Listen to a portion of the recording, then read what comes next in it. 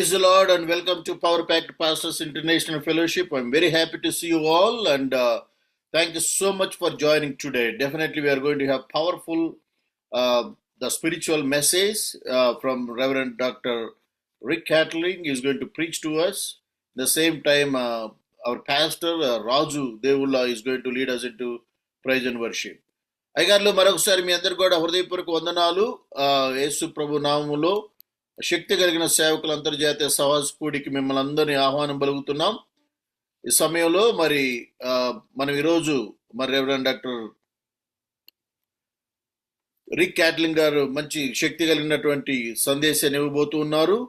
అదేవిధంగా పాస్టర్ రాజుల దేవుల గారు వచ్చి మనతో ఆరాధనని నడిపించబోతున్నారు.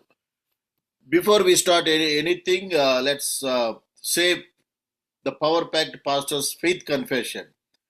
మరి శక్తి కలిగిన సేవకుని యొక్క విశ్వాసపు ఒప్పుకోల్ని మనం అందరం కలిసి చెప్పుకుందాం.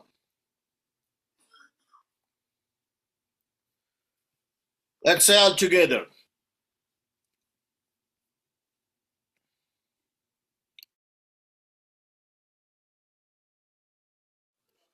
You are not what people calls you. You are, but you are what God calls you. You are the power-packed pastor. God called you and chose you to fight with his enemy on this planet. You are the warrior of God on this planet. ఇతరులు నిన్నేమని పిలుస్తారో అది నీవు కాదు. దేవుడు నిన్నేమని పిలుస్తాడో అదే నీవు. నీవు శక్తి కలిగిన సేవకుడవు. తన శత్రువుతో ఈ భూమి మీద పోరాడటానికి దేవుడు నిన్ను పిలుచుకున్నాడు, మరి ఏర్పరచుకున్నాడు. నీవు దేవుని కొరకు ఏర్పాటు చేసుకోబడిన గొప్ప యోధుడివి. నీవు శక్తి కలిగిన సేవకుడవు. Amen. Praise the Lord. So let's welcome our pastor రాజు దేవుళ్ళ నిర్మల్ నుంచి మన పాస్టర్ గారు రాజు గారు మరియు ఆయన ఫ్యామిలీ సిద్ధంగా ఉన్నారు. పాస్టర్ గారు praise the lord, welcome to power packed pastors. ఎవరెవరు ఉన్నారు అక్కడ అందరి పేర్లు చెప్పి మీరు ఒక 2 పాటలు పాడి తర్వాత ఆరాధన జరిగించండి. మనం అందరం కలిసి దేవుని వాక్యాన్ని వినపోదాం. Yes, good. అయ్యా, నేను పాస్టర్ రాజు దేవుల ఫ్రమ్ నిర్మల్, తెలంగాణ, నిర్మల్ జిల్లా. ఈమె వచ్చేసి నా మిసెస్ దేవుల అలేఖ్య, నా పెద్ద కుమారుడు శాలేం రాజు, చిన్న కుమారుడు రెండో కుమారుడు Jason Raju. Praise the lord. అందరూ రాజులే. Praise the lord. ఆమేన్. దేవుడు మీ అందరికీ అందరూ రాజులే. yes, praise the lord. God bless you all. Okay, 2 పాటలు పాడండి, తర్వాత చిన్న ప్రార్థన చేయండి, మనం వాక్యంలోకి వెళ్దాం. Okay, right. ఎంత మంచి దేవుడవేసయ్యా, ఎంత మంచి దేవుడవేసయ్యా, ఎంత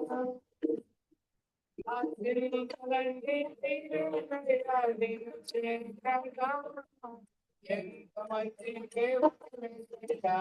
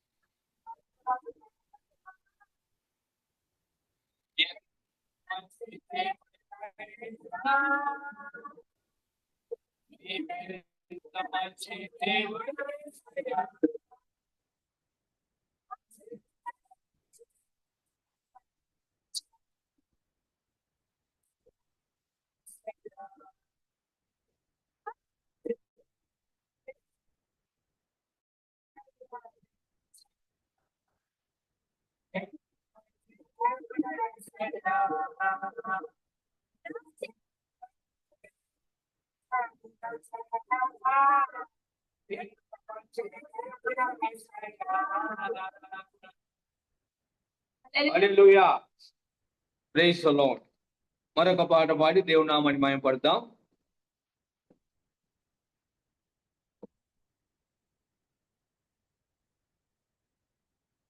వేటగాని ఊరిలో నుండి నా ప్రాణాన్ని రక్షించావు. బలమైన రెక్కల కింద నాకు ఆశ్రయమిచ్చావు.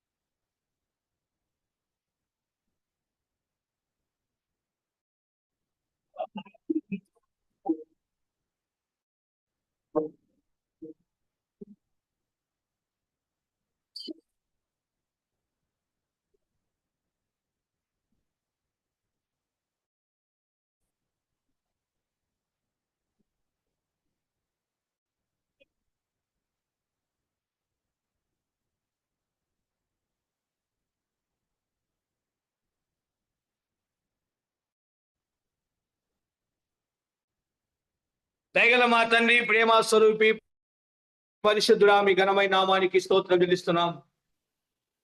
ఈ ఉదయకాల సమయంలో పవర్ ప్యాక్డ్ పాస్టర్స్ ఫెలోషిప్ ద్వారా మా మినిస్ట్రీ ద్వారా ప్రభా మీరు ఈ రీతిగా ప్రతి శనివారం గత కొన్ని సంవత్సరములుగా ఈ రీతిగా మేము కూడి రావడానికి మీ సహాయం అనుగ్రహిస్తున్నందుకై స్తుతులు, స్తోత్రాలు.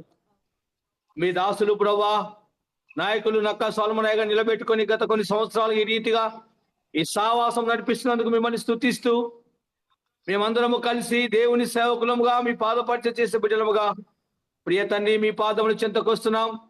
ఈ ఉదయకాల సమయంలో మిమ్మల్ని స్తుతిస్తూ ఆరాధిస్తున్నాం. మీ ఘనమైన గొప్ప అద్భుతమైన నామానికి స్తోత్రములు. సమస్త మహిమ ఘనత ప్రభావం కేవలం మీకు మాత్రమే కలుగును గాక. ప్రియ తండ్రి కూడి వచ్చిన మా తోటి సేవకులు మీ దాసులందరినీ దీవించండి. ఈ దినం వాక్యం చెప్పబోతున్న మీ దాస్తుని సిల్వ చాటును మరుగుపరుచుకొని అయ్యా మీ దాస్తుని బూరగా మీరు వాడుకొని నాతో మాతో మాట్లాడమని ఆత్మదేవుడు ఆ ఉదయకాల సమయంలో మిమ్మల్ని ఆహ్వానిస్తూ పాటల ద్వారా మీ నామానికి మహిమ తెచ్చుకున్నారు. వాక్యం ద్వారా నాతో మాతో మాట్లాడమని తర్జుమా చేసిన మీ దాస్తుని మీరు బలపరిచి వాడుకోమని దయగల మా తండ్రి మాకు ఇచ్చిన సావాసం కొరకై స్తుతిస్తూ, ఈ సావాసంలో నమ్మకముగా మీరు రాకపడేంత వరకు మేమందరం కలిసి పనిచేయటకు మాకు కృపనిమ్మని, సహవాసమును దీవించుమని ముందర సమయం అంతా మీ హస్తాలకు అప్పగిస్తూ, మహిమయు ఘనతయు ప్రభావాలు కేవలం మీకు మాత్రం ఆరోపిస్తూ, దీని సేవకుని వాడుకొని ప్రభా ప్రేమించి ఇచ్చిన అవకాశం కొరకై స్తోత్రములు చెల్లిస్తూ, మమ్మల్ని మేము తగ్గించుకుంటూ మీ ఘనమైన నామాన్ని హెచ్చిస్తూ, మా కొరకై శిలువలో రక్తము కార్చి ప్రాణం పెట్టి సమాధి దేవుని మూడో దినం తిరిగి లేచి పునరుత్థానమై పరలోకమునకు తిరిగి వెళ్ళి మళ్ళా తిరిగి రాబోతున్నాం మా ప్రభును మీ ప్రియ కుమారుడు మా రక్షకుడైన యేసుక్రీస్తు పరిశుద్ధ నామములో ఈ కొద్ది స్తుతి ఆరాధన మీ పాదముల యొద్ద సమర్పించి వేడుకొనుచున్నాము పరలోకపు తండ్రి. ఆమేన్, ఆమేన్. థ్యాంక్ యూ పాస్టర్ గారు. ప్రైజ్ లార్డ్ అండి. అందరికి వందనాలు. ఆమేన్, ఆమేన్. థ్యాంక్ యూ అయ్య గారు. Praise lord. Thank you so much. Raju గారి కుటుంబస్తులందరికీ కూడా హృదయపూర్వక వందనాలు. Thank you so much. May God bless you and establish your ministry. Okay, Aigarlu, once again, thank you so much for joining. Let's welcome our preacher for the day, Reverend Dr. Pastor Rick. Pastor, are you ready, sir? Praise the Lord. Okay, yes. Okay, there I am. All right, can you hear me? Right. Welcome, pastors. It's been a while since we've gathered together, and it's a joy, at least for me, to be with you, and it's a joy to be back in your presence to share the word of the Lord with you tonight. మరొకసారి అయ్యగారు pastor గారికి హృదయపూర్వక వందనాలు. మరి చాలా కాలం తర్వాత మరి మీ మధ్యకి రావడానికి దేవుడు నాకు అవకాశాన్ని అనుగ్రహించాడు. మరి మీతో మాట్లాడటం అనేది ఎప్పుడు కూడా నాకు చాలా సంతోషాన్ని ఇచ్చే విషయం. I have a special word for us tonight, and it is basically when God goes silent, and I want to explain the power of what silence happens, and we're going to talk about between Malachi and Matthew, there's 400 years of silence. Before we get started, let's pray. Father, thank you for your word that is revealing. Thank you for the revelation of your word. I pray, God, that you'll anoint a fresh anointing on this and the ears that hear. Thank you for the freshness of the hearts tonight. And God, let it open up the mystery and the revelation of how you work in the dark of our lives when we don't hear you, when we don't see you, but we know that you're working. And we thank you for it in Jesus' precious name. Amen. Let's read Malachi chapter 4, 1 through 6. అయ్యగారు మరొకసారి మరి ఈ సమయంలో మీతో వాక్యం చెప్పడానికి నాకు ఇచ్చిన అవకాశం బట్టి మీకు వందనాలు. ఈ రోజు మీ అందరితో కూడా దేవుడు మౌనంగా ఉన్నప్పుడు ఏం జరుగుతుంది అనే విషయాన్ని మీ అందరితో పంచుకోవాలని కోరుతున్నాను. ఈ సమయంలో మరి మలాకి గ్రంథం 4వ అధ్యాయము which verses, Pastor? 1 through 6. 1 through 6. 4వ అధ్యాయం 1వ వచనం నుంచి 6వ వచనం వరకు చదువుకుందాం. ఏలి అనగా నియమింపబడిన దినము వచ్చుచున్నది, కలిమి కలుగునట్లు అది కాలును, గర్విష్ఠులు అందరూ దుర్మార్గులు అవుదురు, కొయ్య కాలు వలె ఉందురు, వారిలో ఒకనికి వేరైనను మరి చిగురైనను లేకుండా రాబో దినము అందరినీ కాల్చివేయనని సైన్యములకు అధిపతికి యెహోవా సెలవిచ్చుచున్నాడు. అయితే నా నామమందు భయభక్తులు గల వరగు మీకు నీతి సూర్యుడు ఉదయించును, అతని రెక్కల ఆరోగ్యము కలుగుజేయును గనుక మీరు బయలుదేరి కొవ్విన దూడలను గంతులు వేయునట్లు గంతులు వేయుదురు. ఓ స్త్రీ, నేను నియమించబోవు దినమున దుర్మార్గులు మీ పాదముల కింద ధూళివలే ఉందురు, మీరు వారిని అనగదొరుకుదురని సైన్యములకు అధిపతికి యెహోవా సెలవిచ్చుచున్నాడు.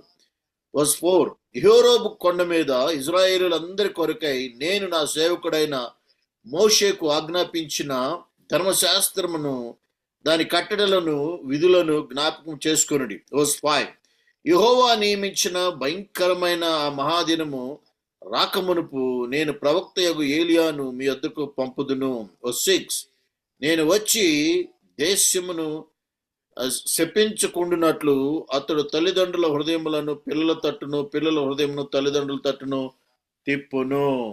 ఆమేన్. Amen. When we come to the end of Malachi in the Old Testament, he's giving the last prophetic word, the last verse to be recorded, and the last voice of God to be spoken for 400 years. అయితే మలాకీ గ్రంథంలో చూసినప్పుడు ఆ చివరి వచనాల్లో చివరి అధ్యాయంలో దేవుడు చివరి మాటలుగా చెబుతున్నాడు. అంటే ఈ మాటలు చెప్పిన తర్వాత 400 సంవత్సరాలు దేవుడు మౌనంగా ఉన్నాడు. దానికి ముందు ఆయన ఆ మౌనానికి ముందుగా మాట్లాడినటువంటి మాటలు మలాకీ గ్రంథం 4వ అధ్యాయం. So many times we read Malachi and then we just turn the page over and start reading Matthew, and none of us ever stop to think that there's 400 years where God doesn't speak. It's silent. Malachi గ్రంథం చదివిన తర్వాత చివరి అధ్యాయం 4వ అధ్యాయం చదవగలను. ఆ తర్వాత page తిప్పితే మనకి కొత్త నిబంధనలో మరి మత్తయి సువార్త వస్తుంది. అసలు ఆ పేజీ ఒక్కటి తిప్పక ముందు ఉన్న సమయం ఎవరు కూడా ఆలోచించరు. అది దాదాపు 400 సంవత్సరాలు మరి ఆ రెండిటికి, కొత్త నిబంధనకి పాత నిబంధనకి మధ్యలో సమయం గడిచింది. Does that ever stop you in your tracks and you think, what happened during those 400 years? It's things like this when I read the Word of God that keeps me up all night trying to figure out what God is saying and what God is doing. కాబట్టి ఈ 400 సంవత్సరాలు అసలు ఏం జరిగింది, ఎందుకు దేవుడు మౌనంగా ఉన్నాడు? వాస్తవానికి ఇలాంటివి నేను ఆలోచించినప్పుడు దేవుడు మరి ఆ రాత్రి అంతా నాతో మాట్లాడుతూ ఉన్నాడు. I'm going to start laying out over these 400 years very quickly a history lesson to show you how the Messiah was brought, how the church was birthed, how the Bible was written, not the Torah, the Old Testament, but the Bible as a whole, and how you and I, God has planned for your future. మరి కొన్ని నిమిషాలు మీ అందరితో కూడా మరి ఈ పాత నిబంధనకి కొత్త నిబంధనకి మధ్యలో ఉన్న 400 సంవత్సరాలు ఏ విధంగా గడిచాయి, దానిలో దేవుడు ఏం చేస్తూ ఉన్నాడు, మనందరి కోసం ఏ విధంగా ఆయన ఆలోచన చేస్తూ ఉన్నాడు, ఆయన ప్రణాళిక ఏమై ఉన్నది అనేది ఆ చరిత్రని మీ ముందు ఉంచాలని నేను ఆశపడుతూ ఉన్నాను. We have to start in the book of Daniel. The Jews have been taken captive, and Jeremiah prophesied that they would be in Babylon for 70 years. మనం దానియేలు గ్రంథంలోకి వెళ్ళాలి. మొట్టమొదటిసారిగా దానియేలు గ్రంథం 2వ అధ్యాయం 33, 45 వచనాలు చూసుకున్నట్లయితే అక్కడ దానియేలు మరి అక్కడ ఉన్నటువంటి యూదులందరూ కూడా మరి బానిసలుగా కొనిపోయారు. Daniel is beginning to pray. He's 90 years old now. He's been there since he was 20. And he begins to read the scripture that they're about to leave Babylon. అయితే మరి బబులోను నుంచి వెళ్ళబోయే ముందు దానియేలు అప్పటికే 90 సంవత్సరాలు వయసు గలవాడిగా ఉన్నాడు. అప్పుడు బబులోను నుంచి ఆయన చిన్న వయసులో బబులోనుకు తీసుకొచ్చారు, తిరిగి వెళ్ళబోతూ ఉన్నాడు. ఆ సమయంలో ఆయన ఈ విధంగా ప్రార్థన చేస్తూ ఉన్నాడు. King Cyrus has come to be the king, and his life was prophesied about 150 years before he was born. కాబట్టి మరి రాజు అయిన సైరస్ ఆయన అధికారంలోకి వచ్చాడు. ఆయన యొక్క రాజ్యం గురించి మరి ప్రవచనం చెప్పబడి ఉంది.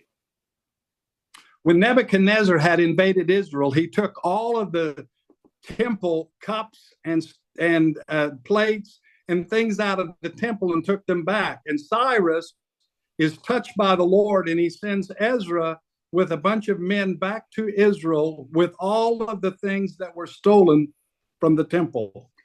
సో నెబుకద్నెజర్ ఎప్పుడైతే ఇజ్రాయెల్ మీదకు దండయాత్ర చేసి దాన్ని ఓడించి అక్కడ ఉన్నటువంటి మందిరాన్ని కూలదోసి దానిలో ఉన్నటువంటి మరి అనేక వస్తువులను, మందిరానికి సంబంధించిన వస్తువులను తీసుకొచ్చాడు.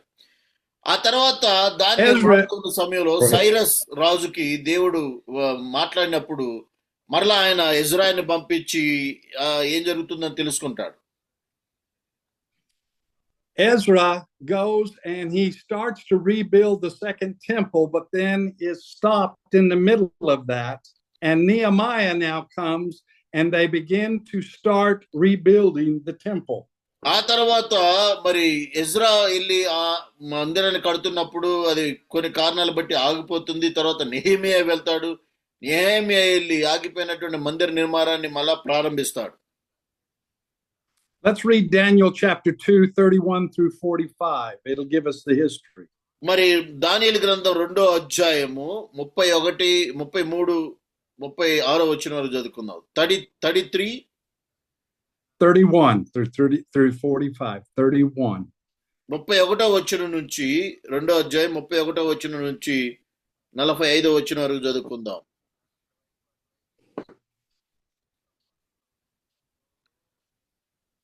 పిమ్మట ఓకే 1 సెకండ్ 31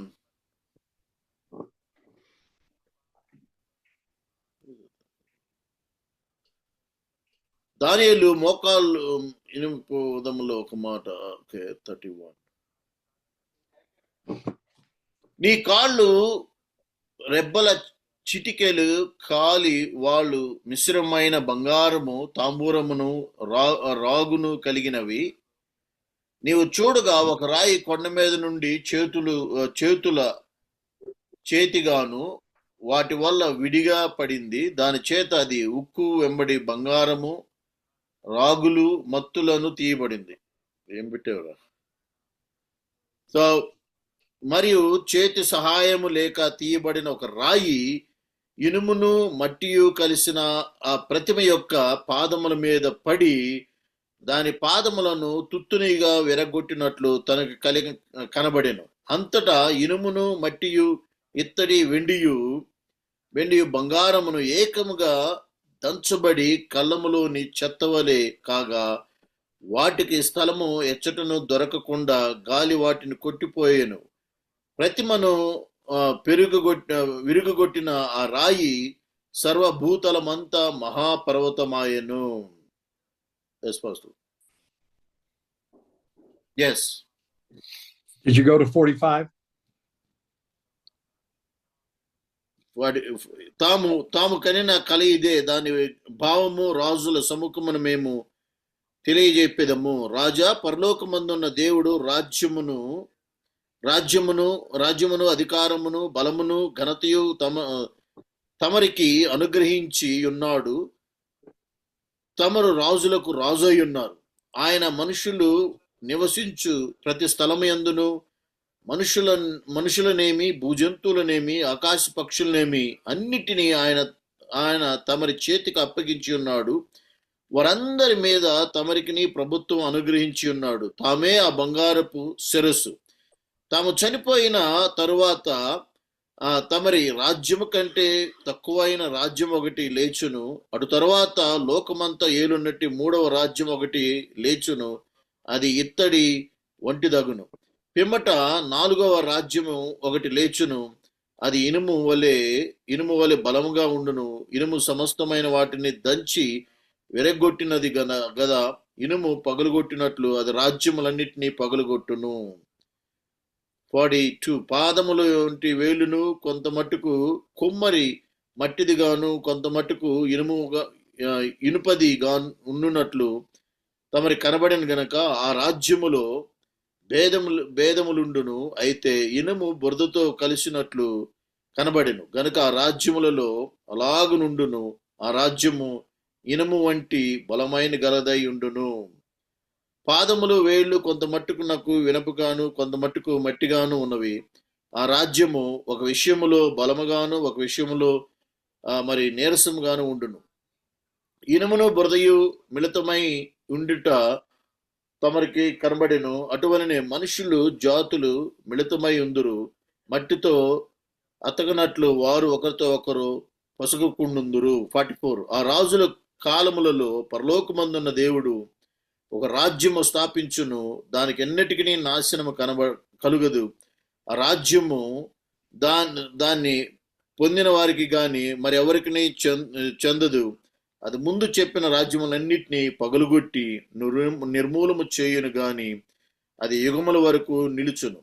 చేతి సహాయము లేక పర్వతము నుండి తీయబడిన రాయి ఇనుమును ఇత్తడిని మట్టిని వెండిని బంగారమును నలగొట్టగా తమను చూసినది మరి ఇందువలన మహాదేవుడు ముందు జరగబోవు సంగతి రాజునకు తెలియజేసి ఉన్నాడు. కల నిశ్చయము దాని భావము నమ్మదగినది అని దానియేలు రాజుతో చెప్పెను. Yes, sir. Okay. Daniel is told that these kingdoms will follow Nebuchadnezzar and they will reign during the silent years. So దానియేలు నెబుకద్నెజర్కి వచ్చినటువంటి కళ గురించి మాట్లాడుతూ ఉన్నాడు. ఆ యొక్క అంటే ఈ యొక్క దేవుడు మౌనంగా ఉన్నటువంటి సమయంలో ఏం జరగబోతుంది అనేది ఇక్కడ తెలియజేస్తూ ఉన్నాడు. These kings will be very wicked and they will try to destroy Israel, the temple, and the people, the Jews themselves. అయితే ఇక్కడ ఈ రాజులు యెరూషలేముని దేవాలయం దానిలో ఉన్న దేవాలయాన్ని నాశనం చేయాలని పడగొట్టాలని ప్రయత్నిస్తూ ఉన్నారు. The people are fighting for their lives, but God is silent, not saying a word. But what they don't understand, in the silence or the darkness, God is doing a work of preparation for the Messiah to come, for the church to be born, and for the gospel to come forth, and for you and I down the road where we live today. అయితే ఇక్కడ వాస్తవానికి ప్రజలందరూ కూడా మందిరాన్ని కట్టాలని లేకపోతే ఆ విధంగా చేయాలని అవన్నీ చేస్తూ దేవుడు ఎందుకు మాకు సహాయం చేయట్లేదు, ఏం జరుగుతుంది అని ఆలోచిస్తూ ఉన్నాడు. కానీ వాస్తవానికి దేవుడు చేస్తున్న పని ఏంటంటే ఈ యొక్క 400 సంవత్సరాల మౌనంలో ఆయన మరి మెస్సయ్య ఏ విధంగా పుట్టాలి, మెస్సయ్య మరి ఏ విధంగా సంఘం ప్రారంభించబడాలి అనేది దేవుడు ప్రణాళిక వేస్తూ ఉన్నాడు. In Daniel 9, he begins to talk about the Antichrist and what is going to happen in the end days. But then he says, God tells him, seal it up, and it will be quiet until those days that the mystery will be open. We now are opening that mystery of Daniel 9. అయితే దానియేలు గ్రంథం 9వ అధ్యాయములో అయితే మరి దేవుడు అంటాడు అంత్యక్రీస్తు గురించి మరి ముగింపులో ఏం జరగబోతున్నది చెప్పిన తర్వాత ఆయన అంటాడు ఆ గ్రంథాన్ని మూసిపెట్టండి, అది అవసరం వచ్చినప్పుడు మాత్రమే, సమయం వచ్చినప్పుడు మాత్రమే దాని గురించి మనం మాట్లాడుకోవాలి అంటాడు. కానీ ఈ సమయంలో మనం ఆ 9వ అధ్యాయంలో అంత్యక్రీస్తు గురించి చెప్పబడింది మనం ధ్యానించబోతూ ఉన్నాం. During this silent time, it was God's time of divine strategy of the Father's part of a preparation for a planned purpose. మరి ఈ యొక్క దేవుడు మౌనంగా ఉన్న 400 సంవత్సరాల్లో కూడా దేవుడు చేయబోయే మహా కార్యానికి ఆయన సిద్ధపాటుగా మనకు అనిపిస్తూ ఉన్నది. Before God ever launches a vision, speaks a word to you, he's already planned it, he's already prepared it, he's already made the provision for it. All he's waiting for you is to step into it because the war and the victory has already been won. And that's what God was doing during these 400 years of silence. కాబట్టి దేవుడు మౌనంగా ఉన్నాడు. దేవుడు చేయబోయే కార్యాన్ని ఈ 400 సంవత్సరాల్లో ఆయన జరగబోయే కార్యాన్ని మౌనంగా మరి ఆయన జరిగించబోతూ ఉన్నాడు. We must recognize that when God becomes silent with you and I, and we pray and we fast and we can't hear God, we have to understand he didn't go on vacation, but he's doing something in preparation for your next footsteps. వాస్తవానికి దేవుడు మౌనంగా ఉన్నాడు అంటే నీ భవిష్యత్తు గురించినటువంటి ఆలోచన రాబో రోజుల్లో జరగబోయే సంగతుల గురించి ఆయన సిద్ధపరుస్తూ ఉన్నాడు అని దాని అర్థం. When God called you into the ministry, he had already planned it, he'd already prepared it, and it was already a finished work before you even stepped into it, because he's already given you the victory. దేవుడు నిన్ను పరిచర్య కోసం పిలుచుకున్నాడు అంటే దాని అర్థం ఏంటంటే నిన్ను పిలవక మునిపే దాన్ని సిద్ధపరిచాడని, నువ్వు పిలిచిన తర్వాత నువ్వు చేయాల్సిన పని, నీకు ఇవ్వాల్సినటువంటి ప్రతి విధమైన ఆశీర్వాదాన్ని ఆయన ముందుగానే ఆలోచన చేశాడు, నీకు ఆయన చేయాన్ని ఇచ్చాడు అనేది దాని అర్థం. In Jerusalem, 433 BC, Malachi has just given his final message. యెరూషలేములో మరి 500 క్రీస్తుకు పూర్వం 500 సంవత్సరంలో మలాకి మరి ప్రవక్త అయిన మలాకి ఈ సందేశాన్ని ఇచ్చాడు. Has built the second temple, and we're going to read Zechariah chapter 4, 5 through 10.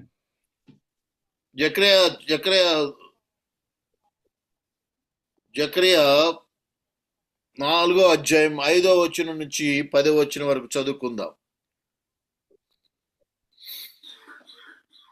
నాతో మాట్లాడుచున్న దూత, ఇదేమిటో నీకు తెలియదా అని అడుగగా, నేను నా ఏలినవాడా నాకు తెలియదంటిని. అప్పుడు అతను నాతో ఇట్లానేను, జెరుబాబేలు నాకు ప్రత్యక్షమగు యెహోవా వాక్కు ఇదే, శక్తి చేతనైనను బలము చేతనైనను కాక నా ఆత్మ చేతనే ఇది జరుగునని సైన్యములకు అధిపతికి యెహోవా సెలవిచ్చెను. గొప్ప పర్వతమా జెరుబాబేలును అడ్డగించుటకు నీవేమాత్రపు దానవు, నీవు చదును భూమి నగుదువు, కృప కలుగును గాక అని జనులు కేకలు వేయగా అతడు పైరాయి తీసుకొని పెట్టించును. యెహోవా వాక్కు మరలా నాకు ప్రత్యక్షమై ఇలాగ సెలవిచ్చెను, జెరుబాబేలు చేతులు ఈ మందిరపు పునాది వేసి ఉన్నవి, అతని చేతులు ముగించును. అప్పుడు సైన్యములకు అధిపతి యెహోవా నన్ను మీ యొద్దకు పంపి ఉన్నాడని మీరు తెలుసుకొందురు. కార్యములు అల్పములై ఉన్న కాలమును తృణీకరించిన వాడెవడు? లోకమంతటను సంచారము చేయు యెహోవా యొక్క 7 నేత్రములను జెరుబాబేలు చేతిలో నుండి నూల్చును చూసి సంతోషించును. Two things that we quote a lot. One is verse 6 and one is verse 10, which says, not by might, not by power, but by my spirit, says the Lord. And the other one is, despise not the day of small things. అయితే ఇక్కడ ఇప్పుడు చదివిన వచనాల్లో 2 మాటలు మనం చూస్తాం. అక్కడ మొదటిది ఏంటంటే, మరి శక్తి చేత కాదు బలము చేత కాను నా ఆత్మ ద్వారా ఈ కార్యాన్ని జరిగిస్తాను అన్నాడు. ఆ తర్వాత 10వ వచనంలో అన్నాడు, అల్పములైనటువంటి కార్యములు తృణీకరించిన వాడెవడు అని చెబుతూ ఉన్నాడు. Zechariah is looking at all these boulders, and he doesn't even know if he has the ability to build God's house. And God said, it's not by your power, it's by my spirit, and I'm going to give you one step at a time how to build that. And he said, despise not the day of small things. One rock here, one lumber there, and eventually the temple is being built. కాబట్టి ఆయన అన్నాడు, ఆ మందిరాన్ని నేను నిర్మింపజేస్తాను, అది నా శక్తి ద్వారా నా ఆత్మ ద్వారా అది నేను నిర్మింపజేస్తాను. మరి అది చూడటానికి చిన్నగా ఉండిద్ది, అంటే ఒక రాయి ఇక్కడ ఒక రాయి అక్కడ ఒక ఆత్మ ఇక్కడ అలా కనపడిద్ది, కానీ నా మందిరాన్ని నేను నిర్మిస్తాను అంటున్నాడు. What God is speaking to us through that is when God gives us a calling, we look at it and we say, Lord, it's so big, I don't even know if I can do this. And God says, don't look very far down the road, just take one step at a time. And if you take the next step and the next step, the ministry will blossom and bloom right in front of you. కాబట్టి ఇక్కడ దేవుడు అంటూ ఉన్నాడు, అంటే నేను చేయబోయే కార్యాలని ఒక అడుగు వరకు చూడండి. ఆ తర్వాత అడుగు, అంటే ఒక అడుగు తర్వాత మరొక అడుగు, ఒక ఒక అడుగు తర్వాత మరొక అడుగు, ఆ విధంగా నేను జరిగించుకోబోతున్నాను అంటున్నాడు. Malachi ends with hope and yet uncertainty, and the stage is set for divine silence that is going to change everything. ఇక్కడ మలాకి మరి గ్రంథంలో మనం చూస్తాం, ఆయన మరి ఒక నిరీక్షణ కలిగే వాడిగా జరగబోయే తరానికి దేవుని చేయబోయే కార్యాన్ని తెలియపరిచేవాడిగా మనకు కనబడుతూ ఉన్నది. Malachi ends in verse 6 that says that the spirit of Elijah will come and he will introduce the Messiah. And for 400 years they kept looking for Elijah. ఆ తర్వాత 6వ వచనంలో అన్నాడు, ఏలియా ఆత్మ తిరిగి వచ్చును, ఆత్మ తిరిగి వచ్చును, ఆయన మరి నా యొక్క మందిరాన్ని తిరిగి నిర్మిస్తాడు అని. So the silence begins and the armies arise. The first one is Persia, known as Iran today. కాబట్టి మొట్టమొదటిది దీంట్లో ఉంది ఏంటంటే పర్షియా అని రాయబడింది. మరి ప్రస్తుతం రోజుల్లో దాన్ని ఇరాన్ గా పిలువబడుతుంది. It is here under Cyrus that they've been under bondage for 70 years, and Cyrus turns to the Lord and finally gives the people the freedom to worship and live for Jehovah and rebuild the temple. కాబట్టి మరి Cyrus రాజుగా ఉన్నప్పుడు వాళ్ళందరూ కూడా మరి ఐక్యతగా కూడి వచ్చి మరల మందిరాన్ని నిర్మిస్తారు. When Cyrus was prophesied, his army or his leadership, God used him to preserve the Torah, the word of God. ఎప్పుడైతే సైరస్ మరి రాజుగా ఉన్నాడో ఆ సమయంలో దేవుని యొక్క వాక్యం చెప్పబడిన వాక్యాన్ని వాళ్ళు దృఢీకరించి దాన్ని భద్రపరిచారు. When he was destroyed by Alexander the Great, he had conquered the world, and Daniel says in his writings it would be a leper with 4 wings. He had 4 generals that moved very quickly across the land, and in 3 years they overtook the world. ఆ తర్వాత no, go ahead, Pastor, again. When Alexander the Great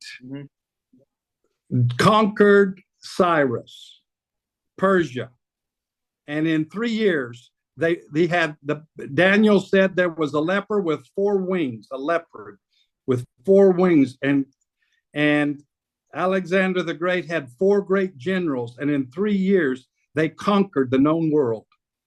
In 3 years. ఆ తర్వాత మరి Alexander రాజు మరి ఈ యొక్క Cyrus ని ఓడించుతాడు. అందుకే మరి దానియేలు ప్రవచనంలో అంటాడు, ఒక చిరుత పులికి 4 రెక్కలు కలిగినటువంటిది చూస్తాము. అంటే అలెగ్జాండర్ కూడా 4 సైన్యాధిపతులు, శక్తి కలిగిన సైన్యాధిపతులుండి వాళ్ళు మరి ఆ ప్రపంచాన్ని అంతటిని కూడా ఆక్రమించుకుంటారు. What Alexander did not recognize is that when he went through the world, he changed the language and he made everybody speak Greek. మరి అలెగ్జాండర్ తెలియకుండానే ఆయన చేసిన పని ఏంటంటే, ఆయన ఎప్పుడైతే ప్రపంచాన్ని అంతటిని కూడా జయించుకుంటూ పోతున్నాడు, ఎక్కడెక్కడ జయించాడో అక్కడ ప్రతి ఒక్కరు కూడా గ్రీక్ నేర్చుకోవాలి అనే ఒక చట్టం తీసుకొచ్చాడు. Now the Bible is written in Greek. అందుకనే బైబిల్ గ్రంథం కూడా మరి గ్రీక్ లో రాయబడింది. And so Alexander the Great was used to bring the right language so that the whole world would speak the same language. మరి Alexander తనకు తెలియకుండానే ప్రపంచం అంతా కూడా మరి ఈ భాష మాట్లాడాలని ఒక చట్టం తెచ్చాడు కనుకనే మరి ఆ సమయంలో ఒక భాషగా ఆ సమయంలో బైబిల్ గ్రంథం కూడా గ్రీక్ లో రాయబడింది. After Alexander the Great was there, Rome came and destroyed him, and Rome was the Iron Empire. ఆ తర్వాత అలెగ్జాండర్ వచ్చి ఎప్పుడైతే రోమాని మరి నాశనం చేశారో, రోమ్ ఇక్కడ ఒక మరి ఇనుముని చూయించే రాజ్యముగా ఉన్నది. Rome built roads all over Europe, and they said all roads lead to Rome. ఆ తర్వాత రోమ్లో ముఖ్యంగా మరి మంచి మంచి రహదారులు నిర్మించారు. కారణం ఏంటంటే ప్రపంచవ్యాప్తంగా ఏ దారి వెళ్ళినప్పటికి కూడా ప్రతి దారి కూడా మరి రోమ్కి వెళ్ళిద్ది అనే ఒక నానుడు ఉండేది. The Roman Empire thought they were building roads so that their army could travel fast. That's not what God had designed. అయితే రోమా రాజులు అనుకున్నారు, రోమా ప్రభుత్వం అనుకుంది, వాళ్ళు ఎప్పుడైతే రోడ్లు వేస్తూ ఉన్నారో వాళ్ళు అనుకున్నారు అప్పుడు రోమి సామ్రాజ్యం యొక్క సైన్యం ప్రతి దేశానికి కూడా వెళ్ళిపోయి అక్కడ ఆక్రమించుకోవచ్చు అనుకున్నారు. కానీ దేవుని ఉద్దేశం వేరే ఉన్నది. God had Rome build the roads so that the prophets and the apostles could travel fast and carry the gospel instead of walking through the bushes and the hills and the mountains. కాబట్టి రోమీలు రోడ్లు నిర్మించారు కనుక దేవుని యొక్క చిత్తం ఏమైందంటే దాని ద్వారా ప్రవక్తలు సువార్థికులు మరి ప్రపంచవ్యాప్తంగా వెళ్ళి తన సువార్తను ప్రకటిస్తారనేది దేవుని ప్రణాళిక అయి ఉన్నది. In the silent years, Cyrus kept the word, protected the word. Alexander the Great changed the language, and Rome built the roads. కాబట్టి ఇక్కడ అలెగ్జాండర్ ప్రపంచవ్యాప్తంగా ఒకరి భాషను చేస్తే రోమా సామ్రాజ్యం రోడ్లు నిర్మించింది ప్రపంచవ్యాప్తంగా, అంటే ప్రపంచం నలుమూలలకు పోయే విధంగా connection. And now another Syrian king rises. His name is Antiochus the Epiphanes. Antiochus Epiphanes rises up. ఆ తర్వాత మరి ఇంకొక అధికారి యాంతికస్ పిప్పని అని ఆయన లెగుస్తాడు. He saw himself as God and he attacked the Jews. He desecrated the temple. He took a pig in and sacrificed it on the altar and named the temple, instead of God's temple, he named it after one of his gods called Zeus. ఆ తర్వాత ఆయన మరి దేవుని మందిరాన్ని అంటే యూదుల మీద కక్షతో దేవుని మందిరాన్ని అపవిత్రపరుస్తాడు. మరి పంది మాంసాన్ని తీసుకెళ్లి అక్కడ అర్పణ చెల్లించడానికి ప్రయత్నిస్తాడు. ఆ సమయంలో ఆ మందిరానికి మరి ఆయన ఆరాధించే ఒక దేవుళ్ళో జూ అనే పేరుని దేవుని యొక్క పేరుని పెడతాడు. The Jews thought they were finished. They had cried to God and God wasn't speaking. There was no prophet in the land and no word was given. ఆ తర్వాత ఆ సమయంలో యూదులందరూ కూడా ఎంతో దుఃఖాక్రాంతులై ఇక దేవుడు వాళ్ళకి మరి వాళ్ళతో తోడు లేడు, వాళ్ళు విడిచిపెట్టాడని ఎంతో బాధపడుతూ ఉంటారు. Satan has tried to snuff out the Jews and out God's people since Adam. కాబట్టి ఆ తర్వాత సాతాను అనుకుంది మరి ఆదాం పని అయిపోయిన తర్వాత ఇప్పుడు కూడా చరిత్ర ముగిసిపోయింది అనుకుంది. We come down through history and we see the Christian crusaders killing the Jews. We see Hitler with the Holocaust. And now we see today Hamas and Iran trying to destroy Israel.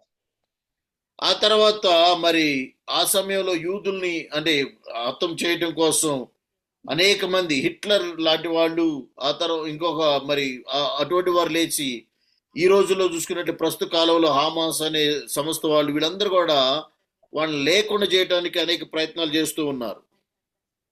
The attack is never going to stop. The next one will be the Antichrist, and then Satan will be bound for 1,000 years, and at the end of time, he'll be released for 3.5 years, and then finally, the fight against God will be over. He will be thrown into the lake of fire, and eternity will begin. మరి 3.5 సంవత్సరాలు అంత్యక్రీస్తుకి అధికారం ఇవ్వబడుతుంది. ఆ తర్వాత దాన్ని మరి పూర్తిగా మరి ఈ యొక్క పాతాళంలో తోసివేయబడుతుంది. ఆ తర్వాత దేవుని రాజ్యం రాబోతూ ఉన్నది. Now stay with me because I'm giving you history, but it's all coming together what God does in the midst of silence. కాబట్టి నేను చెప్పేది జాగ్రత్తగా వినండి. చరిత్ర ఏం జరిగింది, ఈ 400 సంవత్సరాలు మౌనంగా దేవుడు ఉన్నప్పుడు ఏం జరిగింది అనేది మీకు చెప్పబోతూ ఉన్నాను. When Antiochus was in power and he was dismantling the Jews, there was a man with 5 sons. His name was Matthias, and he was commanded to stand at the altar and offer up a praise to Zeus. కాబట్టి ఇక్కడ అంత్యక్రీస్తు ఏలుతున్న సమయంలో ఒక మనిషి ఉన్నాడు, ఆయన పేరు మత్తాయి. ఆయనకి 5 కుమారులు ఉన్నారు. ఆయన ఆ యొక్క జూస్ అనే వాళ్ళ దేవుని యొక్క మందిరములో అర్పణ చెల్లిస్తూ ఉన్నాడు. He was to offer a pig on the altar, and there was a guard, and behind him was a Jew with the sword. And if this man, Matthias, did not sacrifice, they would kill him and offer the pig on the sacrifice. ఆ తర్వాత మరి అక్కడ ఈ చూస్తే Jewish అనే దేవుని యొక్క విగ్రహం, ఆ తర్వాత దేవుని ఉన్నాడు. ఈ మత్తయి అనే వ్యక్తి తన అర్పణ చెల్లించకపోతే మరి ఆయన చంపేస్తారనే భయం వేసింది. He was a godly man, he was a priest, and he drew out his sword and he killed the servant, and he also killed the Jew. And there was his son began to start a revolution that began to destroy Antiochus' large army. ఆ తర్వాత మరి అతను ఆ సమయంలో తన ఖడ్గాన్ని తీసి అక్కడ ఉన్నటువంటి వ్యక్తిని చంపేస్తాడు. తన కుమారుడు కూడా ఎదురు తిరిగి ఆ అంతకస్ అనే అతని యొక్క సైన్యాన్ని అంతటిని కూడా నిర్మూలించడం ప్రారంభిస్తారు. They are known as the Maccabeans, and in the Catholic Bible there's 2 books of the Maccabeans. The Maccabeans did not get into the Word of God, but they are full of history, how they preserved the Word of God and they kept the Jews from being destroyed. కాబట్టి వాళ్ళని ఆ వర్గాన్ని లేదా ఆ జాతిని వాళ్ళని ఏమంటారంటే మెకాబీస్ అంటారు. అందుకే మరి క్యాథలిక్ల యొక్క బైబిల్లో 2 పుస్తకాలు ఉంటాయి, మెకాబీస్ అనే 2 గ్రంథాలు. అదంతా కూడా ఏంటంటే వాళ్ళు ఏ విధంగా దేవుని వాక్యాన్ని ఆ కుటుంబస్తులు ఆ జాతి వారు కాపాడారు, వాళ్ళు ఏ విధంగా యుద్ధాలు పోరాటాలు చేశారు అనేది రాయబడి ఉన్నది. దాన్ని మన బైబిల్లో లేదు. అది It was setting the stage for the birthing of the Messiah, for the releasing of the gospel, for the baptism of the Holy Spirit, for the church to be born, and for Gentiles to come into the kingdom of God. కాబట్టి దానిలో దేవుని యొక్క వాక్యాన్ని ఏ విధంగా భద్రపరిచారు, తర్వాత మెస్సయ్య యొక్క రాకడికి ఏ విధంగా సిద్ధపరిచారు అనేది వివరంగా రాయబడి ఉన్నది. What God was doing was beginning to prepare a place to open up that whosoever will call on the name of the Lord will be saved. And that's what was started through this 400 years of silence. కాబట్టి ఈ 400 సంవత్సరాలు మౌనంగా ఉన్న సమయంలో దేవుడు సిద్ధపరుస్తూ ఉన్నాడు. అదేంటంటే ఎవరెవరైతే ప్రభు నామం పేరిట ప్రార్థన చేస్తారో వారు రక్షించబడుదురు అనే ప్రవచనాన్ని నెరవేర్చినట్లుగా ఆయన సిద్ధపరుస్తూ ఉన్నాడు. The Persians preserved the word of God. The Greeks gave us a common language. మరి పర్షియన్లు మరి దేవుని యొక్క వాక్యాన్ని భద్రపరిచారు.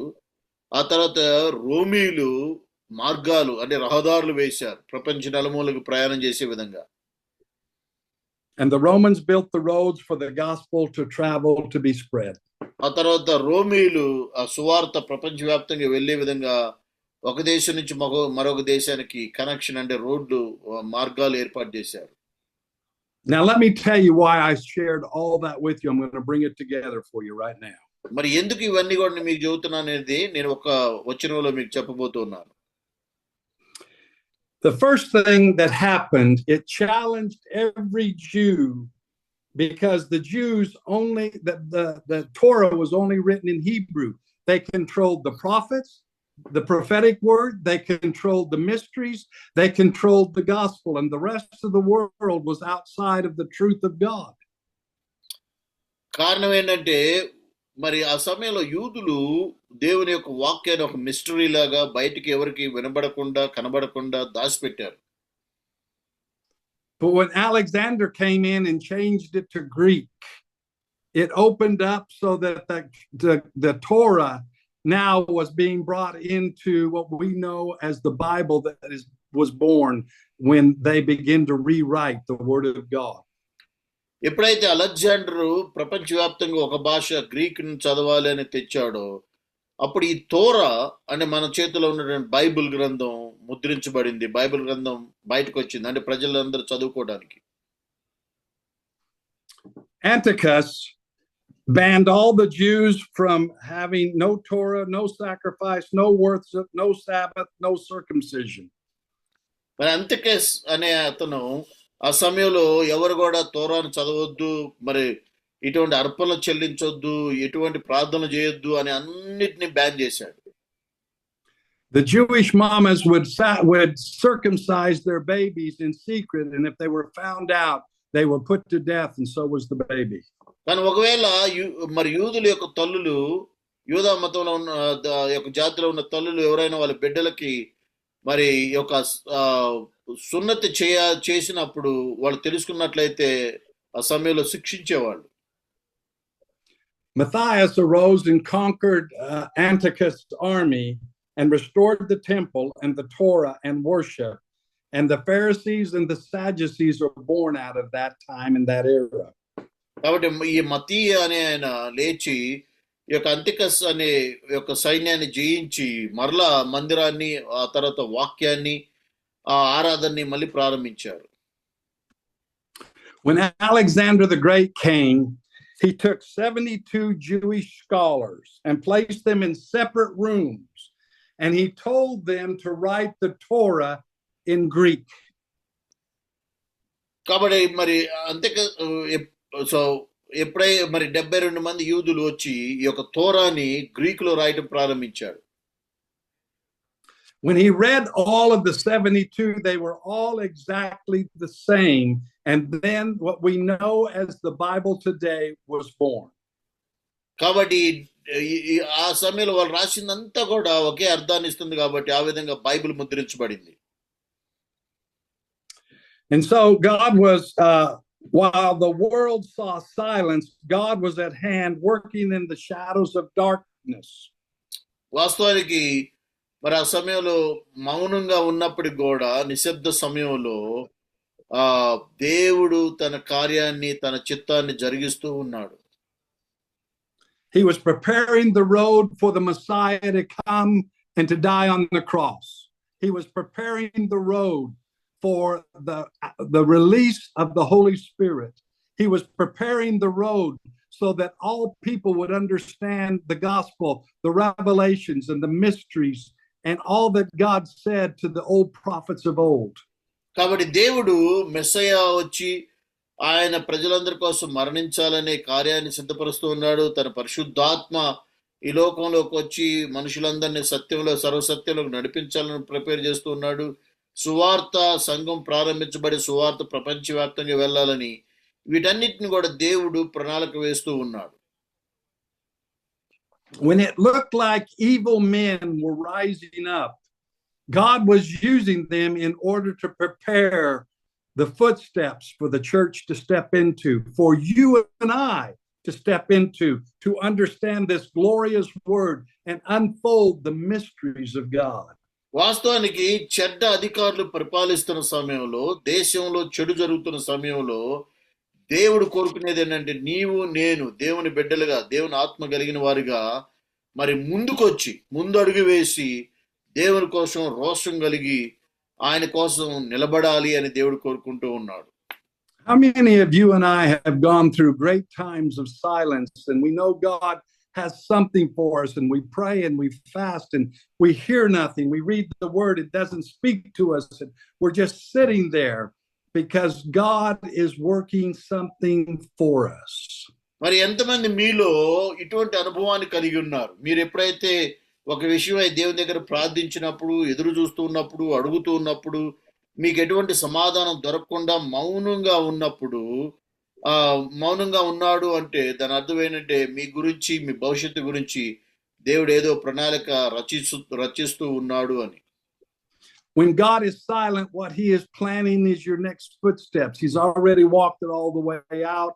He's made all the provisions. He's planned everything so that you will be a success and never fail. And it's in that time of silence that you have to trust God that he knows what he's doing for your life. దేవుడు మౌనంగా ఉన్నాడు అంటే మరి నువ్వు భవిష్యత్తులో వేయబోయే నీ అడుగుని ఆయన సిద్ధపరుస్తున్నాడని, దానికి సంబంధించి ఆయన ప్రతి విధమైన కార్యాన్ని సిద్ధపరుస్తున్నాడని నమ్మాలి. అంటే దాని ద్వారా నీ యొక్క బాధలకి లేకపోతే నీ యొక్క మరి ఈ యొక్క ఇబ్బందులకు సంపూర్తిగా ముగింపు పలకాలని దేవుడు ఆలోచిస్తున్నాడని నమ్మాలి. God's silence does not mean he's absent. మరి దేవుడు మౌనంగా ఉన్నాడు అంటే దాని అర్థం ఏంటంటే దేవుని సన్నిధి నీ విడిచిపోయిందని కాదు. Silence is the beginning of a breakthrough in your life. మరి దేవుడు మౌనం నీ జీవితంలో జరగబోయే అద్భుతాన్ని, భవిష్యత్తులో జరగబోయే అద్భుతాన్ని చూపిస్తూ ఉన్నది. When you're in that silence and it feels like everything around you is chaos, all that is God's getting ready to put everything together for your life. కాబట్టి ఆయన మౌనంగా ఉన్నాడు అంటే ప్రతి విధమైన విషయాల్ని ఆయన ఏకం చేసి నీ జీవితంలోకి తీసుకురాబోతూ ఉన్నాడు. Silence is God's setup for you. మరి దేవుడు మౌనంగా ఉన్నాడు అంటే దేవుడు నీ కోసం ఏదో సిద్ధపరుస్తున్నాడు అని అర్థం. When it seems that God is most silent, it means the greatest amount of preparation is underway to benefit your life, your ministry, and your people. ఆయన మౌనంగా ఉన్నాడు అంటే నీ పరిచర్యకి, నీ కుటుంబానికి, నీ జీవితానికి జరగబోయే గొప్ప మేలుని ఆయన సిద్ధపరుస్తున్నాడు అని అర్థం. I'm closing with this called Breaking the Silence. We're going to read Malachi 4, 5, and 6. మలాకి 4 మరి Breaking the silence. యెహోవా నియమించిన భయంకరమైన దినము రాకమునుపు నీవు ప్రవక్తయగు ఏలియాను మీ యొద్దకు పంపుదును. నేను వచ్చి Now read. Go ahead. దేశమును శపించుకుండునట్లు అతడు తండ్రుల హృదయమును పిల్లల తట్టును, పిల్లల హృదయమును తండ్రుల తట్టును తిప్పును. Now go to Luke chapter 1, 5 through 17. లూకా సువార్త 1వ అధ్యాయము 5వ వచనం నుండి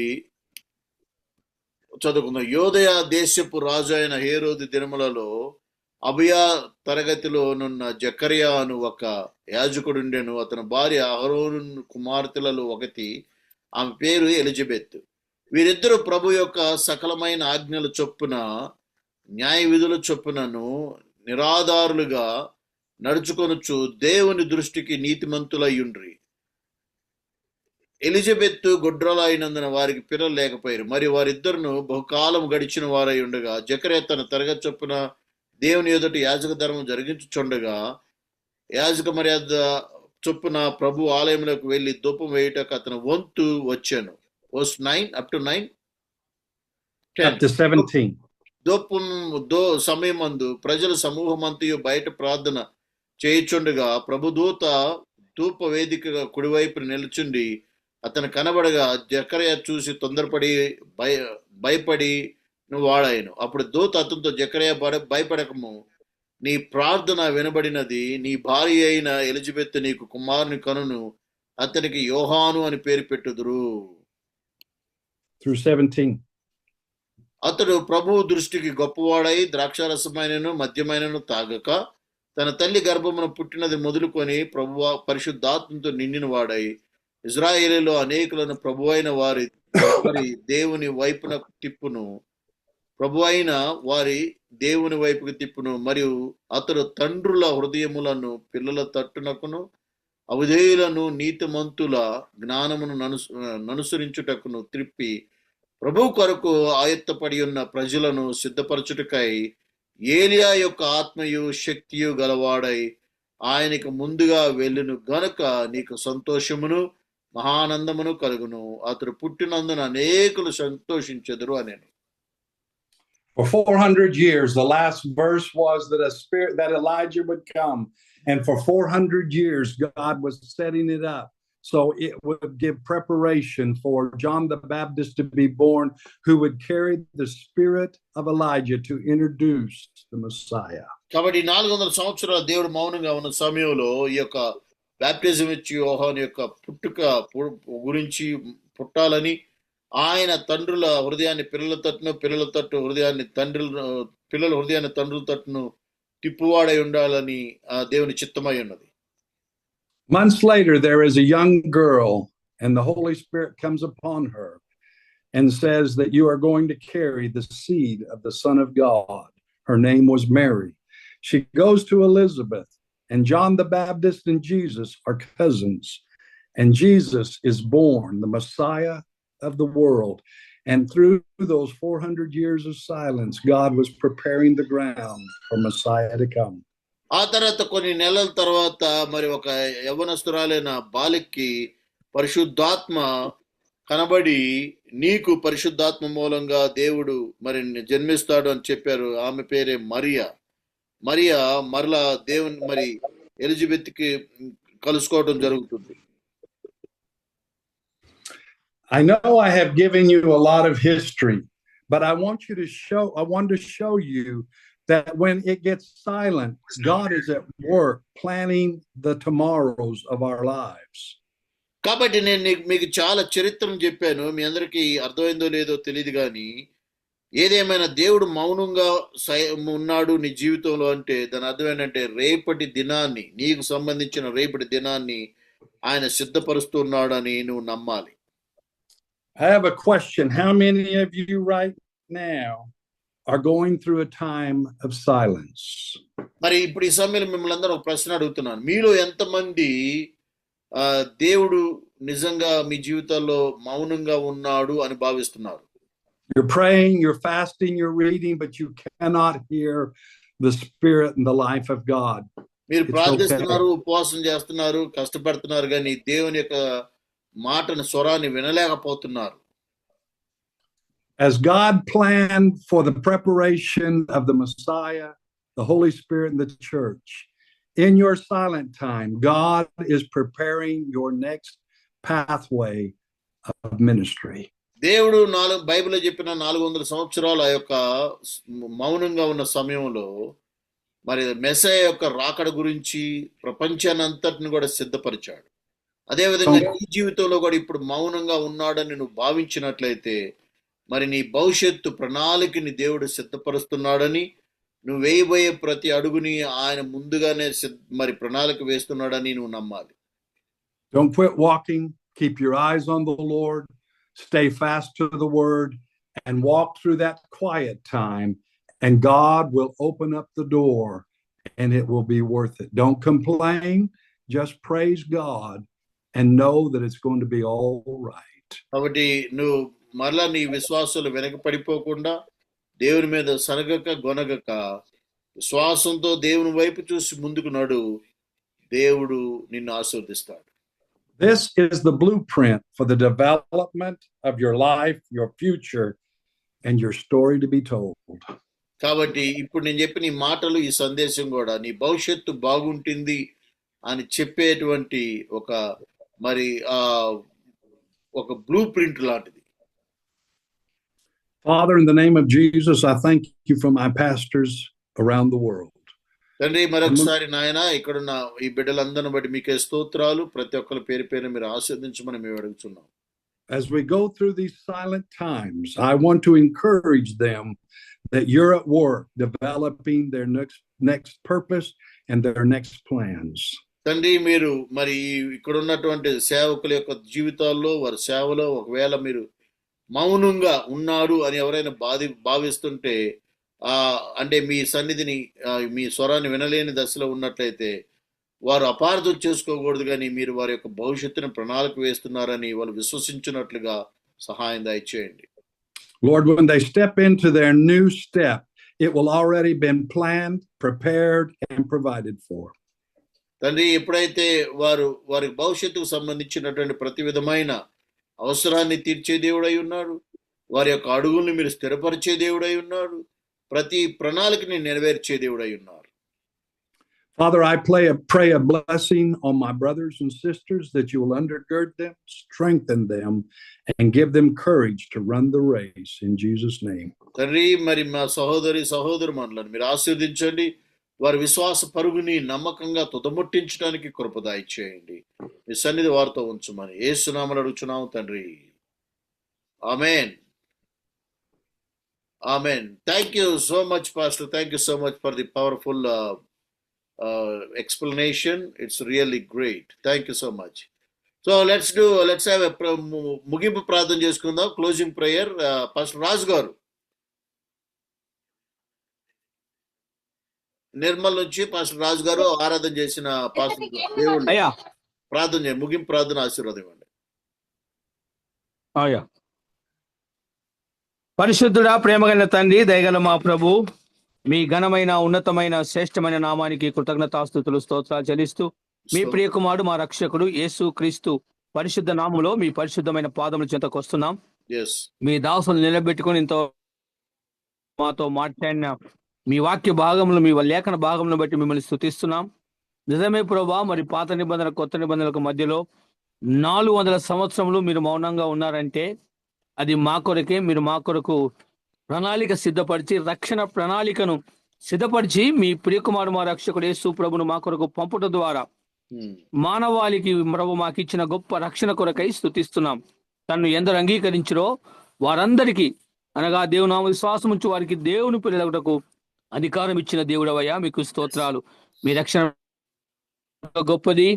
మీరు మా విషయంలో మౌనంగా ఉన్నప్పుడు మేము అధైర్యపడక భయపడక, మీరు మా కొరకు ఏదో కంటికి కనబడని, చెవికి వినబని, హృదయంకు గోచరము కాని సంగతులు సిద్ధపరుస్తున్నారని మేము గ్రహించి విశ్వాసముతో ఓపికతో మా యొక్క ప్రభు సేవా జీవితంలో, విశ్వాస జీవితంలో ముందుకు సాగుటకు సహాయపడమని నిలబెట్టుకొని ప్రభు వాక్యం అందించిన మీ దాసుని బలపరిచి దీవించి వృద్ధాప్యంలో ఇంకా బలమును, శక్తిని, ఆరోగ్యం ఇచ్చి మీ సేవలో బహుబలంగా వాడుకోండి. మా నాయకులు ప్రభా, ఆత్మీయులు ప్రభా, నక్క సాల్మనాయ్ గారి కొరకు, కుటుంబం కొరకు, సంఘం కొరకు, పరిచయ కొరకు ప్రార్థిస్తున్నాం. మా తోటి సేవకులు, మమ్మినిస్ట్లో ఉన్న దైవజనులందరినీ పేరు పేరు వస్తున్నారు. తెలంగాణ, ఆంధ్ర 2 ఉభయ రాష్ట్రాల్లో ఉన్న మమ్మినిస్ట్ సేవకులందరినీ దీవించి పవర్ ప్యాక్డ్ సేవకులుగా మేము పవర్ కలిగి ప్రభా మీ చేతుల బలంగా వాడబట్టకు సహాయం చేయమని, కృప చూపించమని, సమస్త మహిమ, ఘనత, ప్రభావములు కేవలం మీకు మాత్రం ఆరోపిస్తూ మమ్మల్ని మేము తగ్గించుకుంటూ మీ ఘనమైన నామాన్ని హెచ్చిస్తూ మరలా మీ చిత్తమైతే మరొక శనివారం మేమందరం ఈ రీతిగా కూడి రావడానికి మీ సహాయం అనుగ్రహించమని, కృప చూపించమని యేసు క్రీస్తు పరిశుద్ధ నామంలో ప్రార్థించి వేడుకొనుచున్నాము తండ్రి. ఆమేన్, ఆమేన్. మన తండ్రి అయిన మహాదేవుని ప్రేమయు, కుమారుడైన యేసు క్రీస్తు వారి కృపయు, పరిశుద్ధాత్మని యొక్క అన్యోన్య సహవాసము, సకల దీవెనలు కూడి ఉన్న మనకు, లోకంలో ఉన్న సకల పరిశుద్ధులకు, మమ్మినిస్టి సేవకులకు, వారి కుటుంబాలకు, దేవుని వాక్యం అందించిన దేవుని సేవకులకును తర్జుమా చేసి నాయకత్వం వహించి మమ్మల్ని నడిపిస్తున్న నక్క సాల్మనాయ్ గారికి, వారి కుటుంబానికి, వారి పరిచర్యకును త్రియేక దేవుని దీవెన ఆశీర్వాదం మనందరికీ సదాకాలము తోడయ్యుండి నడిపించును గాక. Amen. Amen. Amen. Thank you so much, Aygaru. Thank you so much. May God Thank you, bless Pastor. all and keep you safe and secure till we meet next week. Amen.